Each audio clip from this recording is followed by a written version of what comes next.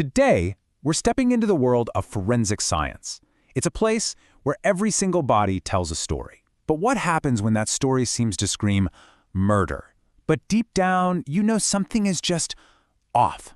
We're going to follow a forensic expert as she deciphers the silent language of the dead. So let's just dive right in with a case that would stump just about anyone. A man is found dead and the internal damage is so bad it looks like an open and shut case of homicide. But as one forensic expert, Olga Fativa, would soon find out, the most obvious answer is almost never the whole story. The body, as it turns out, was telling a completely different tale. Okay, so what exactly did the investigators find? You have a 70-year-old man with these absolutely devastating internal injuries, a ruptured liver, a bunch of broken ribs, and a damaged larynx. I mean, that's a classic sign of strangulation. But here's the part that makes no sense. On the outside, there wasn't a single scratch, not a bruise, nothing. It was like he'd been attacked by a ghost. All the evidence pointed to a really brutal murder. Now, to get to the bottom of this mystery, we first have to understand the process of dying itself.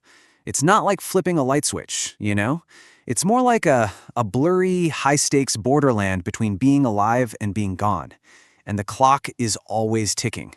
You see, medically speaking, death happens in two stages. First, you have clinical death. This is when your heart stops beating and you stop breathing, but, and this is so important, it's potentially reversible. Then you have biological death. That's when the brain cells start dying from a lack of oxygen. That is the point of no return. And how long is that window, that little gap between reversible and irreversible? It's just 5 to 6 minutes. That's it.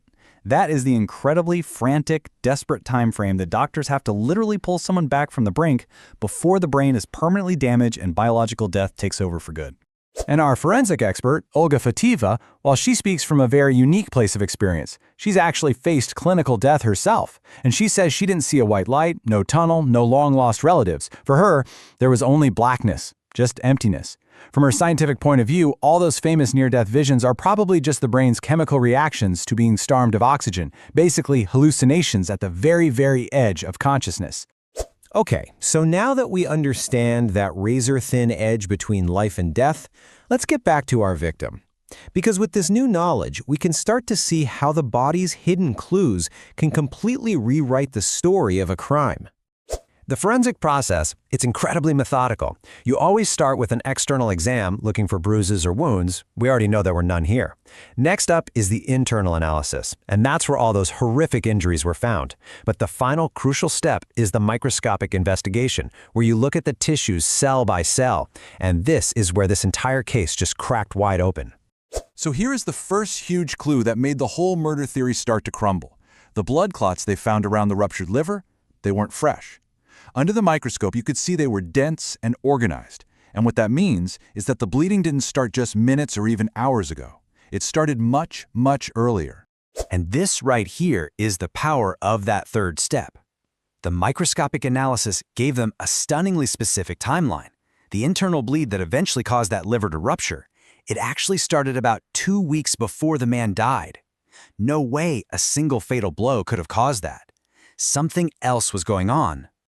All right, so what about the broken ribs? I mean, that's got to be from a beating, right? Well, they weren't just randomly broken like you'd expect from a fight. They were aligned in a very specific pattern that, to an expert, are the textbook markers of aggressive CPR.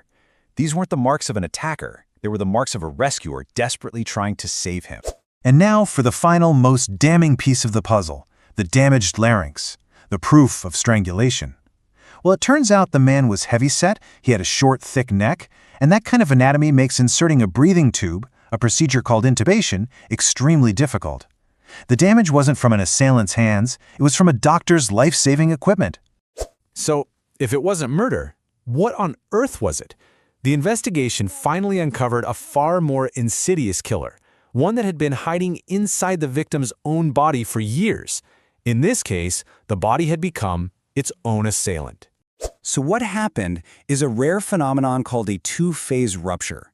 Just imagine a small, slow leak inside an organ, okay? The organ's outer layer, its capsule, manages to contain the blood. Kind of like a balloon slowly filling with water, it just holds and holds until suddenly the pressure is just too much, and it bursts. This causes a sudden, catastrophic hemorrhage, weeks after the initial problem even started.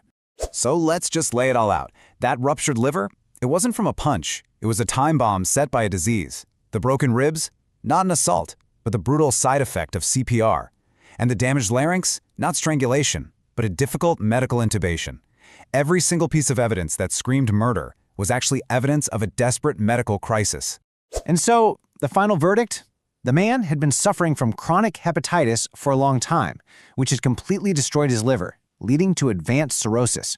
It was this disease that caused the initial, slow bleed that, 2 weeks later, led to the fatal rupture. Case closed. The killer wasn't a person. It was a disease. You know, solving a case like this, it gives you a totally different perspective on things. For Dr. Fativa, a whole career spent among the dead has offered some pretty profound and sometimes pretty unsettling lessons about what it means to be alive. Just think about that perspective for a second. As a forensic expert, you never, ever see the success stories. You don't see the patients who were saved or the cures that actually worked. All you ever see are the failures, the ones that medicine just couldn't help. It's got to give you a uniquely cynical but also deeply realistic view on the limits of our science. And beyond all the science, she sees something else at play. Quoting the author Bulgakov, she says that while she can always determine the physical cause of death, the brick hitting the head, she can't explain the why. Why that person, at that exact moment, was walking under that specific brick. To her, there's some element of timing, maybe even fate, that science just can't measure. In this constant awareness of our own mortality, our fear of death, maybe it isn't just a curse. Maybe it's also a motivator. It's what drives us to create things, to teach, to build, to have families, to leave something meaningful behind. It becomes this engine for human progress, this desperate search for a kind of symbolic immortality that can outlast our physical bodies. But our work also forces this deeply uncomfortable ethical question. In our constant quest to defeat death, she sees life prolonged way past any reasonable quality, turning a rescue mission into a form of torture. It's a question she can only ask in hindsight, from the morgue, but it's one that doctors in the emergency room have to face every single day. Where is that line between saving a life and just prolonging an agony? In the end, after a whole career spent confronting our greatest fear, Dr. Fativa's final wish for all of us is surprisingly compassionate. Not a long life, not an easy death, but an ideal funeral. A final moment of dignity and respect that's defined not by others, but by the person themselves. A truly thought-provoking way to look at the end.